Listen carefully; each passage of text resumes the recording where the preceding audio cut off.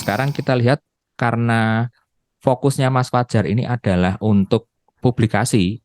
Pengen publikasi tadi Mas orang gue skripsi toh. Ya Pak, insya Allah mohon doanya juga Pak. Ya bismillah mudah-mudahan nanti lancar untuk ke tahap publikasi. Pertama yang harus kita ketahui adalah yang namanya publikasi itu harus punya originalitas penelitian yang tinggi. Nah, bagaimana cara kita membedakan penelitian Mas Fajar dengan penelitian yang sudah ada ini? Nah, ini siapa sih jenenge iki lah ya, kurang tak cek. Singh Sing ya, Pak, punya Singh isi. et al. Singh et al tahun 2021. Singh dan kawan-kawan tahun 2021 ini yang paling mudah adalah membedakan model penelitian. Nah, kalau modelnya seperti ini, ada food quality, physical environment quality, employee service quality, price fairness, dihubungkan dengan customer satisfaction, brand trust, customer loyalty, dan ada brand image juga. Berarti model yang dibuat Mas Fajar nanti harusnya beda dengan ini. Jangan sama persis. Walaupun nantinya objeknya tetap berbeda ya, mau nggak mau kan harus dibedakan. Kalau dia kan penelitiannya fast food di negara mana? Fiji. Nah, di negara Fiji. Kalau Mas Fajar kan nanti di negara Indonesia. Itu secara standar skripsi sudah terpenuhi. Kalau penelitian utamanya di Fiji Pak, fast food. Kalau saya fast food di Indonesia, wis beda, wis dari skripsi. Tinggal pakai plug seperti ini modelnya. Hanya saja karena ini arahnya untuk publikasi, berarti tidak cukup hanya sekedar mengganti responden penelitian. Yang harus dirubah adalah modelnya juga. Tapi merubahnya itu tidak 100% terus jadi beda banget ngono ora, Mas. Kita tetap mempertahankan konteks customer loyalty-nya yang diteliti di industri fast food. Karena variabel-variabel pembentuknya sudah dikonsepkan seperti ini. Antecedent atau awal mula terbentuknya loyalitas pelanggan itu ya dengan melihat variabel-variabel yang ini.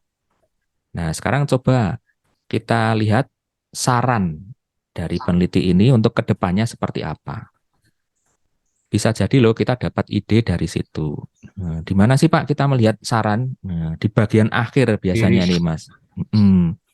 Nah, ini limitation and future research. Nah, keterbatasan dan saran untuk studi ke depan. Nah, coba kita cek. Like other study, the study ya nih.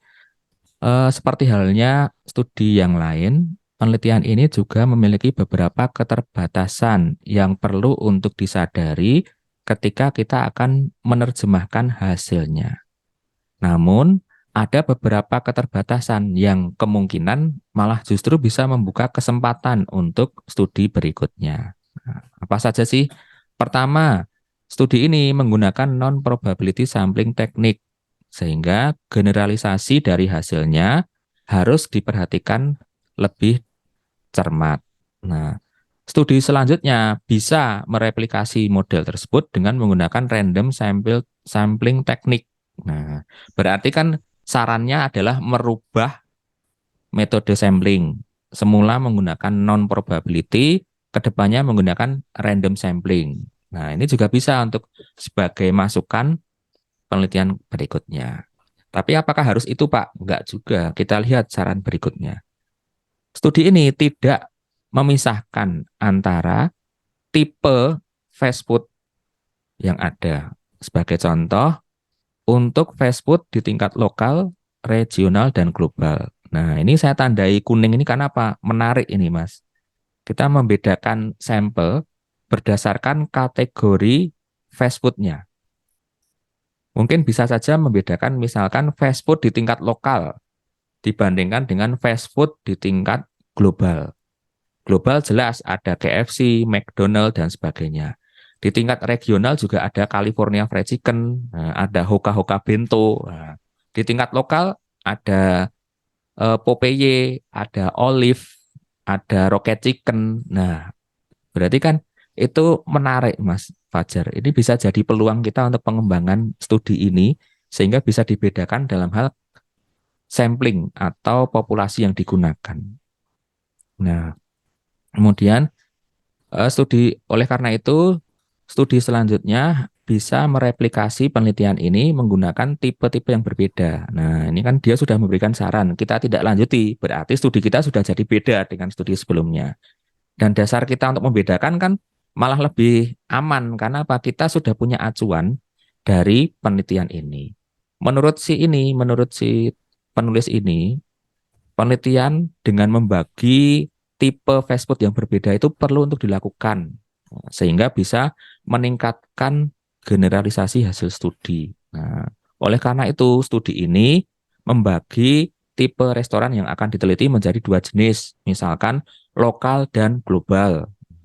Lokal diwakili oleh Rocket Chicken, global diwakili oleh KFC. Nah, misalkan seperti itu. Berarti kan bisa membedakan penelitian ini dengan studi sebelumnya dan juga menambahkan nilai originalitas.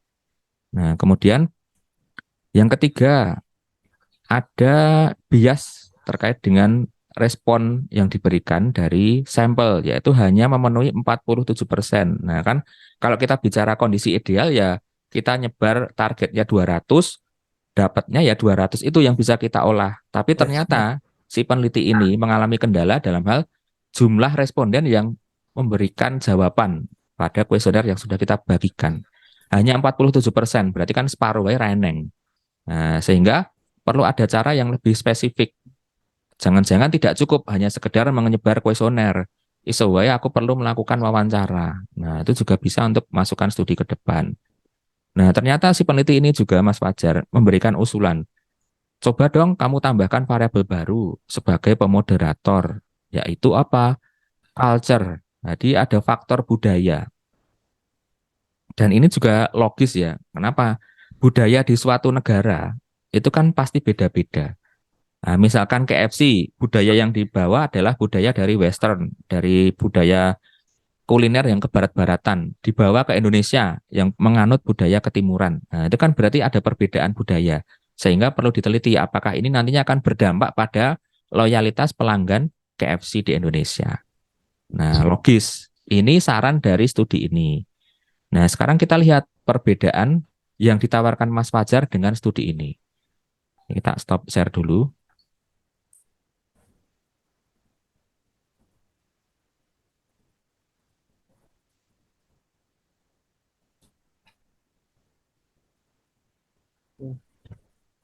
Oke, ini model penelitian yang diusulkan oleh Mas Fajar. Apakah sudah terlihat di layar? Sudah, Pak. Nah, untuk variabel dependennya, ini adalah customer loyalty. Ya, ini typo, nanti silahkan diperbaiki ya. Cost, customer. Jadi loyalitas pelanggan, konteksnya fast food. Nah, ini berarti harusnya modelnya ini juga diterapkan di fast food juga.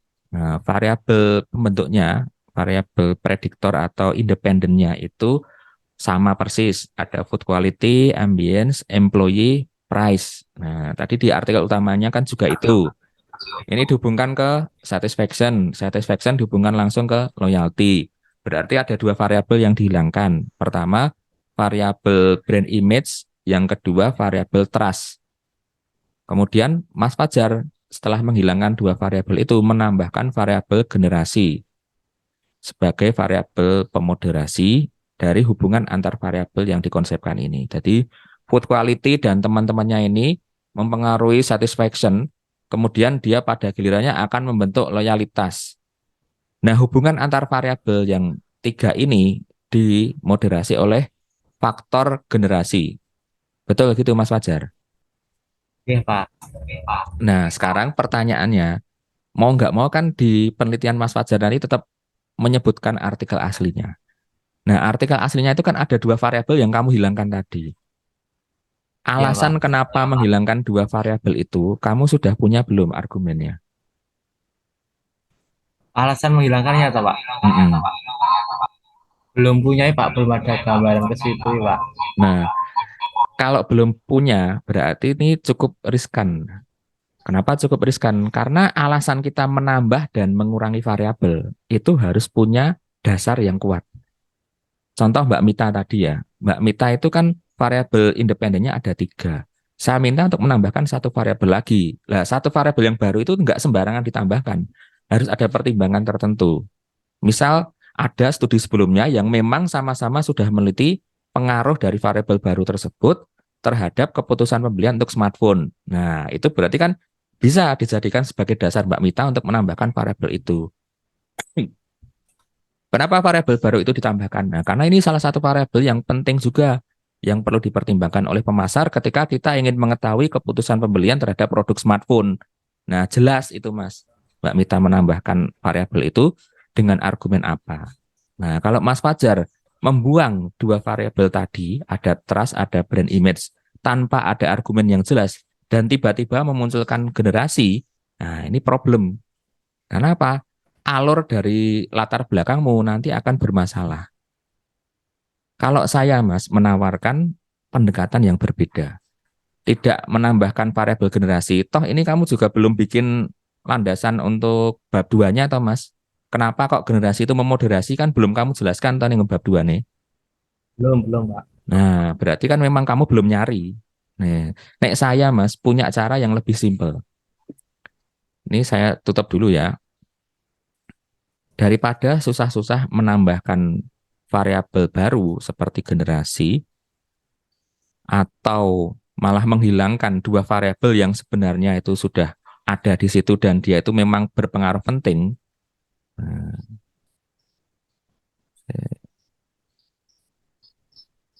sebentar ini loh kok malah metune ini. Ini yang saya share yang artikel aslinya tadi. Coba saya share ulang.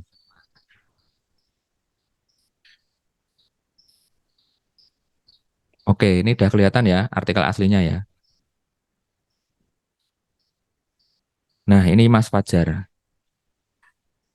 Nek saya cenderung mempertahankan variabel yang sudah ada ini. Brand image dan brand trust itu tidak bisa serta-merta kita buang. Karena apa? Dua variabel ini sudah terbukti mempengaruhi loyalitas dalam konteks fast food restoran. Kenapa enggak kita pertahankan model ini, tapi menambahkan peran mediasi? Mediasinya siapa? Ambil aja yang sudah ada, Mas Fajar. Brand image. Image. Ya. Spread. Nah, rasa golek-golek wong wis eneng iki. Brand image itu kenapa Pak kok kita konsepkan sebagai pemediasi? Karena dia menghubungkan variabel prediktor atau variabel independennya yang terdiri dari food quality, physical, employee dan price terhadap customer loyalty. Jadi faktor-faktor ini bisa mempengaruhi loyalty tidak secara langsung, tapi dia harus melalui brand image. Nah, kalau brand image ini sudah terpenuhi, dengan sendirinya tidak hanya membuat pelanggan loyal loh, tapi bisa juga membuat mereka menjadi trust atau percaya. Bisa juga membuat mereka menjadi puas. Nah, kebetulan ini yang puas tidak terbukti. Nah, jadi ini tidak bisa kita jadikan sebagai pondasi ini. Brand image tidak bisa memediasikan, ini dikasih tanda titik-titik, Thomas. Tanda titik-titik ini Ya. artinya apa? Garis putus-putus ini menunjukkan kalau dia tidak berpengaruh. Signifikan. Betul, tidak signifikan.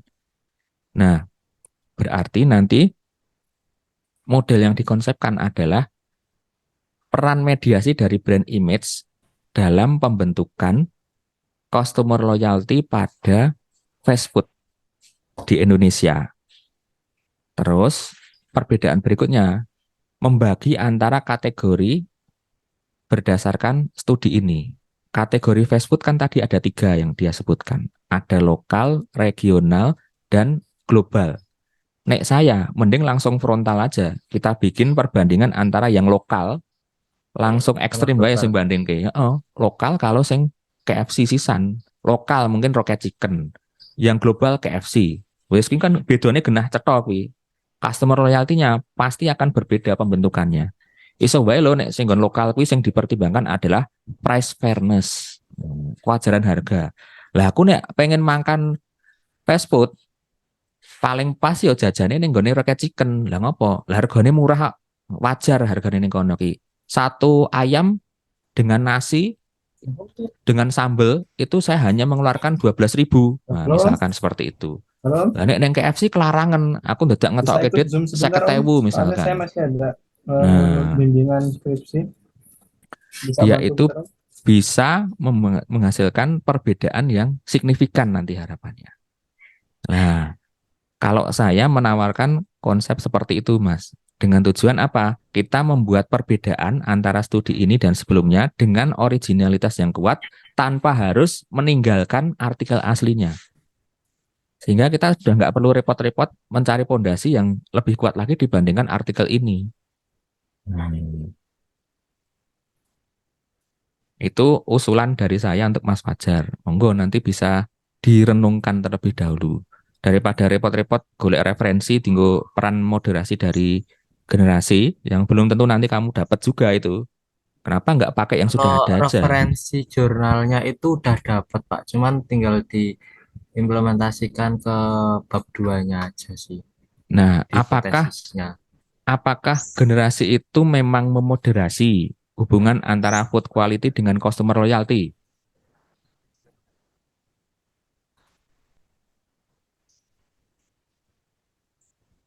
Itu nanti kan sistemnya sebagai pembeda gitu loh Pak.